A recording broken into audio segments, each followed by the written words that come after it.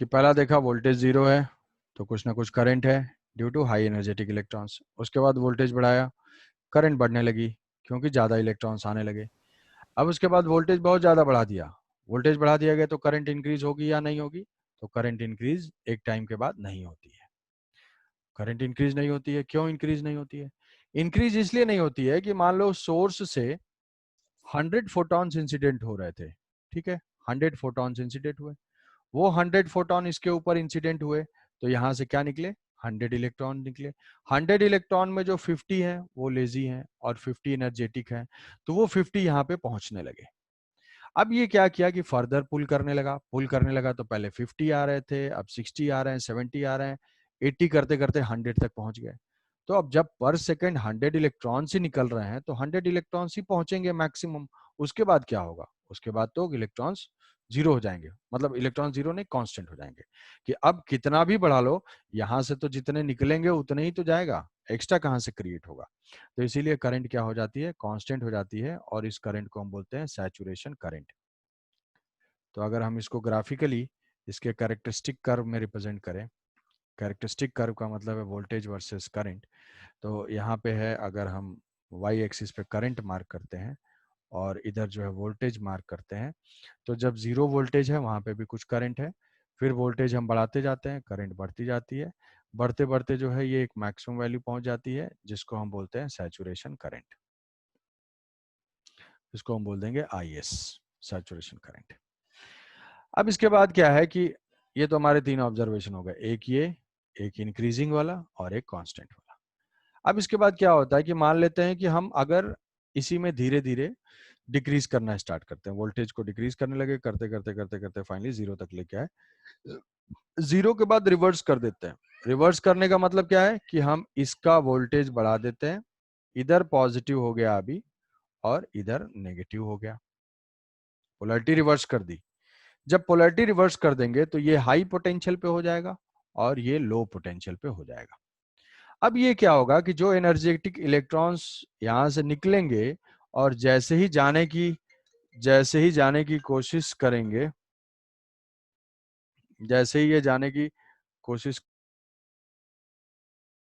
बढ़ा दिया, voltage opposite में बढ़ा दिया, अपोजिट में बढ़ाने का मतलब पोलैरिटी रिवर्स कर दिया, पोलैरिटी रिवर्स करने का मतलब ये जो है पॉजिटिव हो गया और ये नेगेटिव हो गया। अब क्या कहानी भाई? अब तो वो इलेक्ट्रॉन वैसे ही आ रहे थे, इलेक्ट्रॉन निकला, एनर्जेटिक इलेक्ट्रॉन इधर जाने की कोशिश कर रहा है, तो जैसे ही ये इधर जाने की कोशिश करेगा ये पॉजिटिव क्या करेगा? उसको अट्रैक्ट करने लगेगा, ठीक है, पॉजिटिव अट्रैक्ट करने लगा। तो पहले क्या कहानी थी कि कुछ तो एनर्जेटिक यहाँ पे पहुंच जा रहे थे, लेकिन कुछ जो है लेजी वाले नहीं जा रहे थे, तो एक तो हमें वैसे ही सैचुरेशन से कम करंट मिल रही थी, लेकिन अब ये अट्रैक्ट भी करना स्टार्ट कर दिया। अब अट्रैक्ट कर रहा है तो जो अपने से जा रहे थे उनको भी रोकना स्टार्ट कर दिया। तो जब उनको रोकना स्टार्ट कर देगा तो ये करंट धीरे धीरे क्या होने लगेगी? डिक्रीज करने लगेगी, अगर हम पोटेंशियल अपोजिट डायरेक्शन में करते हैं। डिक्रीज करते करते करते करते फाइनली क्या हो जाएगी? जीरो हो जाएगी करंट। कि अगर हम वोल्टेज यहां से रिवर्स करना स्टार्ट करते हैं तो करंट भी क्या होगी? डिक्रीज करते करते फाइनली किसी वोल्टेज पे जीरो हो जाएगी, और उस वोल्टेज को बोलते हैं स्टॉपिंग पोटेंशियल। ये जो है स्टॉपिंग पोटेंशियल, स्टॉपिंग पोटेंशियल मतलब it is the negative potential at which current becomes zero. तो उस स्टॉपिंग पोटेंशियल में हो क्या रहा है कि वो सबसे, मतलब सबसे जो पावरफुल इलेक्ट्रॉन है अगर उसी को रोक देता है तो बाकी सब तो उससे कमजोर ही है, वो अपने आप रुक जाएंगे। जैसे मान लो इसके पास किसी मैक्सिमम काइनेटिक एनर्जी किसी को कितनी मिली? 20 जूल एनर्जी मिली। अब अगर ये पोटेंशियल इस 20 जूल को रोक देता है तो बाकी सब तो वैसे ही उससे कमजोर है, वो तो रुक ही जाएंगे। तो उसको हम बोलते हैं स्टॉपिंग पोटेंशियल। तो इस इक्वेशन को देखेंगे, कितनी एनर्जी होगी भाई स्टॉपिंग पोटेंशियल की वजह से? स्टॉपिंग पोटेंशियल की वजह से एनर्जी होगी E इंटू वी एस, और ये क्या करे? ये मैक्सिमम काइनेटिक एनर्जी को खा जाए। मतलब अगर इलेक्ट्रॉन को पुल कर ले, E into V S energy of electron, ये मैक्सिमम काइनेटिक एनर्जी के बराबर हो जाए तो उसमें करंट जो है जीरो हो जाती है। आई बात समझ में? तो हमारा ये इक्वेशन मिल गया स्टॉपिंग पोटेंशियल के लिए, ठीक है? आई बात समझ में? अब इसमें हमारे दो इफेक्ट्स देखने हैं। इसमें सपोज करो कि हम हम इंटेंसिटी बढ़ा देते हैं, फ्रीक्वेंसी सेम है, फ्रीक्वेंसी सेम है, अगर इंटेंसिटी बढ़ा देते हैं, इंटेंसिटी बढ़ाने से क्या हो जाएगा, नंबर ऑफ फोटॉन्स बढ़ जाएंगे, नंबर ऑफ फोटॉन्स बढ़ गए तो वो ज़्यादा नंबर ऑफ इलेक्ट्रॉन्स के साथ कोलाइड करेंगे, तो नंबर ऑफ इलेक्ट्रॉन्स बढ़ जाएंगे, जब ज़्यादा number of electrons per second पहुंचेंगे तो उसी को तो बोलते हैं electric current, electric current is equal to rate of flow of charge, तो ज़्यादा पहुंच रहे हैं तो क्या होंगे, वो ज़्यादा पहुंच रहे हैं तो नंबर ऑफ इलेक्ट्रॉन्स, उससे क्या हो जाएगी, करंट बढ़ जाएगी, करंट बढ़ जाएगी मतलब सैचुरेशन करंट बढ़ जाएगी। फ्रीक्वेंसी क्या है इसकी, सेम, अगर फ्रीक्वेंसी सेम है तो क्या ये समझ पा रहे हो, फ्रीक्वेंसी सेम है भाई, वर्क फंक्शन तो सेम ही है, तो मैक्सिमम काइनेटिक एनर्जी सेम रहेगी, तो स्टॉपिंग पोटेंशियल सेम रहेगा, तो अगर सेम फ्रीक्वेंसी होगी तो स्टॉपिंग पोटेंशियल में कोई चेंज नहीं होगा, क्या चेंज होगा, सिर्फ सैचुरेशन करंट में, ज्यादा इंटेंसिटी पे ये हो जाएगा, ये था पहले इंटेंसिटी I1, ये है इंटेंसिटी I2, तो जिसमें सैचुरेशन करंट ज्यादा है वो intensity I2 is greater then I1। ठीक है, समझे,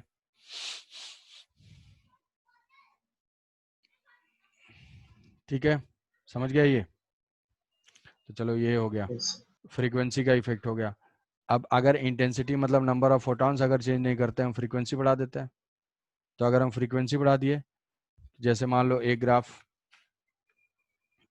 यहाँ पे ड्रॉ कर देते हैं, कि एक ग्राफ ऐसे ड्रॉ कर देते हैं, पहला तो ये ग्राफ था, ये ऐसे स्टॉपिंग पोटेंशियल से होता हुआ हमें सैचुरेशन पोटेंशियल, सैचुरेशन करंट यहाँ पे मिल गई, सैचुरेशन करंट मिल गई। अब मान लो सपोज कि नंबर ऑफ फोटॉन्स हमने सेम रखा, जिसको जनरली क्या बोलते हैं, इंटेंसिटी, इंटेंसिटी हमने सेम रखी बट फ्रीक्वेंसी बढ़ा दी, फ्रीक्वेंसी बढ़ाने से क्या होगा, फ्रीक्वेंसी बढ़ाने से एक फोटॉन की एनर्जी बढ़ जाएगी, एक फोटॉन की एनर्जी बढ़ जाएगी तो काइनेटिक एनर्जी बढ़ जाएगी, काइनेटिक एनर्जी बढ़ जाएगी तो उसको रोकने में मेहनत बढ़ जाएगी, मतलब स्टॉपिंग पोटेंशियल बढ़ जाएगा, तो ज्यादा नेगेटिव हमें अप्लाई करना पड़ेगा, बट नंबर ऑफ इलेक्ट्रॉन्स क्या रहेंगे, अगर इंटेंसिटी सेम है, नंबर ऑफ फोटॉन सेम है तो नंबर ऑफ इलेक्ट्रॉन भी सेम है, तो सैचुरेशन करंट तो सेम रहेगी, चेंज क्या हो जाएगा, स्टॉपिंग पोटेंशियल, तो ये है Vs2, ये है Vs1, ठीक है, यहाँ से सैचुरेशन करंट दोनों ही केस में सेम होगी, ये जो है फ्रीक्वेंसी 2 पे है, ये जो है फ्रीक्वेंसी 1 पे है, तो यहाँ से हम देख लेंगे ν2 is greater than ν1, saturation current same. तो ये हमारे दो ग्राफ हैं, फ्रीक्वेंसी का इफेक्ट और इंटेंसिटी का इफेक्ट, हमारे ये दो ग्राफ है, और ये हमारा इक्वेशन है। जैसे मान लो कि एक क्वेश्चन लेते हैं कि वर्क फंक्शन है, वर्क वर्क फंक्शन है 2 electron volt, work function 2 electron volt है, और मान लिया कि 3000 या 4000 एंगस्ट्रॉम की जो है लाइट इंसिडेंट हो रही है, तो स्टॉपिंग पोटेंशियल की वैल्यू क्या होगी, स्टॉपिंग पोटेंशियल की वैल्यू क्या होगी, सिंपल बस फार्मूला बेस्ड है, तो 4000 के वजह से उस फोटोन की एनर्जी निकाल लेंगे, H C by lambda, H C क्या हो जाएगा 4000 हो जाएगा, और सॉरी एच सी 12400 होगा, H C 12400 electron volt angstrom, तो ये है डिवाइडेड बाई 4000, तो ये कैंसिल आउट होगा, ये कितना हो जाएगा 3.1, 3.1 इलेक्ट्रॉन वोल्ट आ गई। तो मैक्सिमम काइनेटिक एनर्जी क्या होगी, मैक्सिमम काइनेटिक एनर्जी जो इस एनर्जी में से खर्च करने के बाद कहाँ खर्च होगा, ये जो है इसमें वर्क फंक्शन में जाएगा, तो 3.1 माइनस 2 इलेक्ट्रॉन वोल्ट, ये सब्ट्रैक्ट करेंगे तो मैक्सिमम काइनेटिक एनर्जी आ जाएगी 1.1 इलेक्ट्रॉन वोल्ट। तो स्टॉपिंग पोटेंशियल क्या होगा, ये इलेक्ट्रॉन को ड्रॉप कर दोगे, stopping potential is equal to 1.1 volt चाहिए। आया समझ में, बेसिक, ठीक है, साइलेंस मतलब समझ में आ गया। तो अब इसमें क्या है कि क्वेश्चन मान लो मल्टीपल वेवलेंथ है,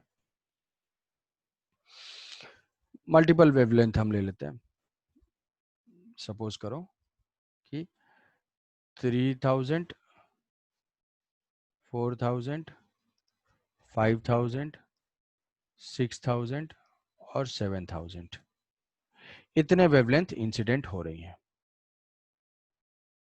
ठीक है। और सबका सोर्स जो है, सबका जो पावर है वो पावर है 1 milliwatt, 1 milliwatt power.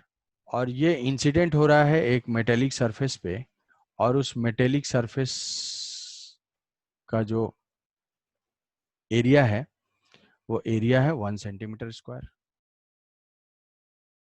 1 centimetre square area 1 centimetre square है। और ये 5 वेवलेंथ इंसिडेंट हो रही हैं।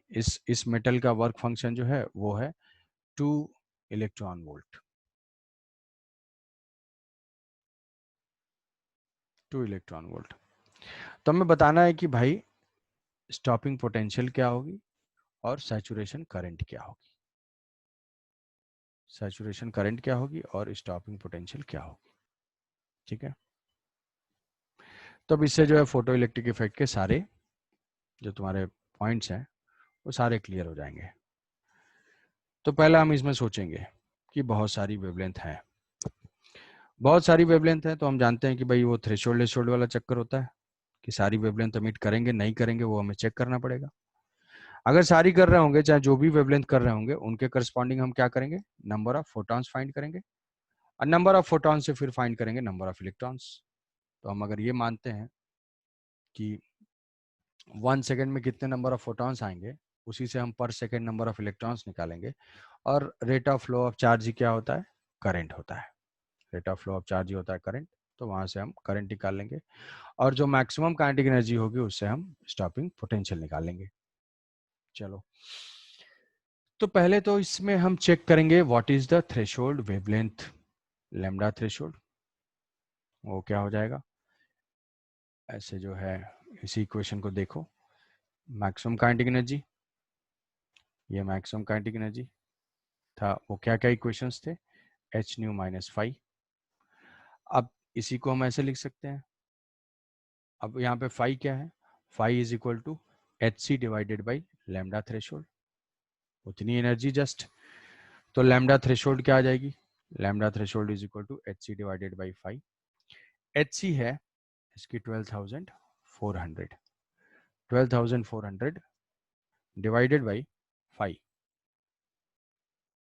फाइव कितना, 2 इलेक्ट्रॉन वोल्ट। तो यहाँ से कितना आ गया, यहाँ से आ गया 6 2 एंगस्ट्रॉम।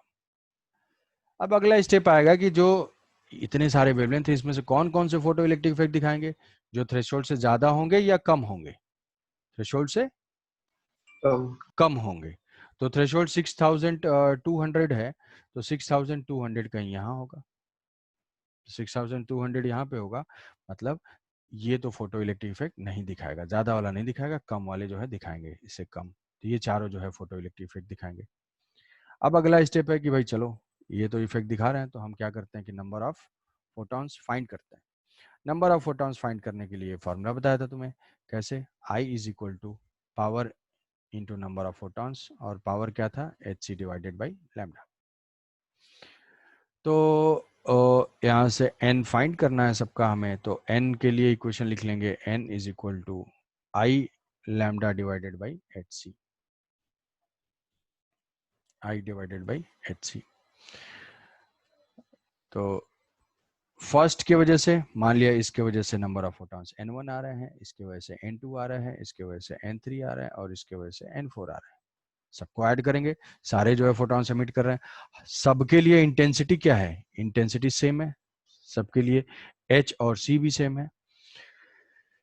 तो ये कितना हो जाएगा, सारे फोटॉन का नंबर, थोड़ा कैलकुलेट करते रहोगे भाई, मेंटली सोचते रहोगे क्या क्या इक्वेशंस हम यूज कर रहे हैं। तो net number of photons n is equal to n1 plus n2 plus n3 plus n4, ठीक है। तो n1 is equal to, intensity सबके लिए सेम है, h और c तो कांस्टेंट ही है, यहाँ से ध्यान दो क्या, lambda 1 plus lambda 2 plus lambda 3 plus lambda 4 आ जाएगा। तो ये कितना हो जाएगा, क्या 6,000 प्लस 4,000 10,000 18,000 हो जाएगा, ये सबको ऐड कर देंगे। अच्छा, इंटेंसिटी क्या हो जाएगी, पावर पर यूनिट एरिया, तो पावर पर unit area, power per unit power 1 मिली वाट है, तो पावर लिख लेते हैं भाई। तो 1 इंटू 10⁻³ वाट पर unit area 1 centimetre square. 1 centimetre square का हो जाएगा 1 इंटू मीटर स्क्वायर में कन्वर्ट करेंगे 10⁻⁴। एच की वैल्यू कितनी होती है? एच की वैल्यू को बता पाएगा? Planck's constant 6.67 into 10⁻34। और सी की सर वैल्यू, एचसी का वैल्यू भी ले सकते हैं। हाँ एच सी की वैल्यू कितनी होती है? 2 इंटू 10⁻25 ना। एच सी 12,000 इलेक्ट्रॉन वोल्ट में होता है ना, इलेक्ट्रॉन वोल्ट, तो फिर से हमको कन्वर्ट करना पड़ेगा, तो ऐसा ही ले और लेंगे एक सर साथ। मल्टीप्लाई कर। हाँ हाँ मल्टीप्लाई कर देंगे, कर सकते हैं, बिल्कुल बिल्कुल। तो यहाँ से ये हो जाएगा, एच की वैल्यू पुट कर दिया, सी की वैल्यू पुट कर दिया, इसकी कंबाइंड वैल्यू देखो कितनी होती है, 6, ये अप्रोक्सीमेटली 7 है, 7 इंटू 3 करोगे 21 आ जाएगा। 21 यहाँ से क्या आ रहा है? 10⁻26, तो 10⁻26 हो जाएगा। तो वहां से अप्रोक्सीमेटली इसकी वैल्यू 2 इंटू 10⁻25 होती है। चाहो तो ये याद रख सकते हो एसआई यूनिट में। एच सी की वैल्यू एसआई यूनिट में होती है 2 इंटू 10⁻25 अप्रोक्सीमेटली। देख लो 7 इंटू 3 करेंगे तो 21, 21 इंटू 10⁻26, तो उसको क्या लिख सकते हैं? 2.1 इंटू 10⁻25। तो 0.1 छोड़ देंगे क्योंकि ये 7 भी नहीं है, तो 2 इंटू 10⁻25 इंटू ये कितना हो जाएगा? 18,000 हुआ है, 18,000 इंटू एंगस्ट्रॉम में है तो 10⁻10। तो कितना हो जाएगा? ये 3 हुआ, -1 हुआ, 2 ही ले लेते हैं, -1, तो ये हो जाएगा -9, -9 से यहाँ से कैंसिल आउट हो जाएगा 14 ना, 9 हो जाएगा, तो 16, 10⁻16, 10⁻16 ऊपर जाएगा तो इसको हम लिख लेते हैं 18,000 इंटू 10⁻16 डिवाइडेड बाई 2, तो ये कुछ हो जाएगा 9,000, 9,000, तो ये हो जाएगा 9 इंटू 10⁻19। इतने फोटॉन्स निकल रहे हैं 1 सेकेंड में, तो इसके वजह से इतने ही नंबर ऑफ इलेक्ट्रॉन्स निकलेंगे 1 सेकेंड में। तो 1 सेकेंड में जो करंट हो जाएगी, current is equal to what? Current is equal to number of electron. देखो rate of flow of charge, 1 second में कितना चार्ज गया, क्या ये चार्ज है? अरे ये तो नंबर है, ठीक है। तो नंबर में चार्ज कैसे फाइंड करेंगे? इलेक्ट्रॉनिक चार्ज से मल्टीप्लाई करेंगे, तो N E into charge on 1 electron. कई तो सो रहे होंगे अरे यार मैं तो इसको एन इंटू ई समझ रहा था, ये नंबर ऑफ इलेक्ट्रॉन्स है। तो 9 इंटू 10⁻19 इंटू 1.6 इंटू 10⁻19, ठीक है। तो ये हो जाएगा कितना? 14.4 एम्पियर। क्या ये बात समझ में आई? कैलकुलेशन तो ठीक है, कहीं कुछ छूट नहीं रहा होगा? सोच रहे हो अरे ठीक ही तो है, जो किया सब ठीक है। तो ये सैचुरेशन करंट हो जाएगी 14.4 एम्पियर। आई बात समझ में? अब इसके बाद हमारा कैलकुलेशन है, कैलकुलेशन कौन सा है? कैलकुलेशन ये है कि हमें स्टॉपिंग पोटेंशियल भी फाइंड करना है। स्टॉपिंग पोटेंशियल मतलब सबसे एनर्जेटिक इलेक्ट्रॉन को निकालना है। सबसे एनर्जेटिक इलेक्ट्रॉन किस फोटोन की वजह से जाएगा? जिसके पास सबसे ज्यादा एनर्जी होगी। सबसे ज्यादा एनर्जी इसमें से किस वेवलेंथ के वजह से आएगी? किस वेवलेंथ की वजह से आएगी? कोई आंसर, क्विक आंसर? 3,000। संस्कृति? Yes sir. हाँ, किसके वजह से सबसे ज्यादा एनर्जी होगी? 3,000 की वजह से। कि वेवलेंथ कम होती जाएगी तो एनर्जी बढ़ती जाएगी, मतलब इसके करस्पॉन्डिंग सबसे ज्यादा एनर्जी होगी। तो सबसे ज्यादा एनर्जी होगी तो हम इसकी एनर्जी फाइंड कर लेते हैं कितनी हो जाएगी। तो इसकी एनर्जी हो जाएगी H C by lambda. H C है 12,400 डिवाइडेड बाई लैम्डा है कितना इसका? 3,000। लैम्डा 3,000, ये दोनों कैंसिल आउट हो जाएगा, तो ये हो जाएगा कितना? 4.1 टाइप से आ जाएगी। 4.1 में से इसको सब्ट्रैक्ट कर देंगे, तो ये कितना हो जाएगा? 2 सब्ट्रैक्ट कर देंगे तो मैक्सिमम एनर्जी जिसके करस्पॉन्डिंग होगी सिर्फ उसी पे फोकस करेंगे। तो maximum kinetic energy is equal to 4.1 -2, ये हो जाएगा 2.1 इलेक्ट्रॉन वोल्ट। तो what is the stopping potential? 2.1 volt. Electron drop कर दोगे 2.1 वोल्ट आ जाएगा। आई बात समझ में? इस क्वेश्चन में सारे कैलकुलेशन हो गए।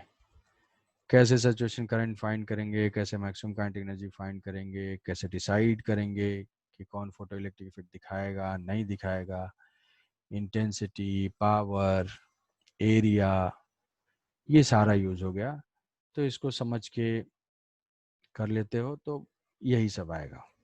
बस तुम्हें इक्वेशन लिखने वाली बात है और कैलकुलेशन करेक्ट करने वाली बात है। किसी को कोई डाउट इसमें? कोई डाउट नहीं?